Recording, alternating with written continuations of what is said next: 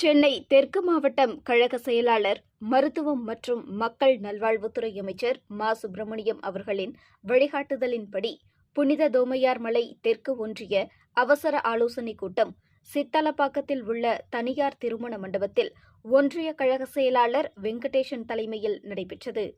இந்த ஆலோசனைக் கூட்டத்தில் 28/3/2025 அன்று மேடவாக்கத்தில் நடைபெறும் பொதுக்கூட்டம் குறித்தும், 29/3/2025 ஆண்டு 100 நாள் வேலை திட்டத்தின் நிதியை வழங்காமல் இருக்கும் ஒன்றிய பாஜக அரசை கண்டித்து நடைபெறவுள்ள கண்டன ஆர்ப்பாட்டம் குறித்தும், 29/3/2025, 30/3/2025 ஆகிய தேதிகளில் நடைபெறவுள்ள பாகம் முகவர்கள் ஆலோசனைக் கூட்டம் குறித்தும் மற்றும் 2/4/2025 அன்று கோவிலம்பாக்கத்தில் நடைபெறவுள்ள பொதுக்கூட்டம் குறித்தும் ஆலோசிக்கப்பட்டது.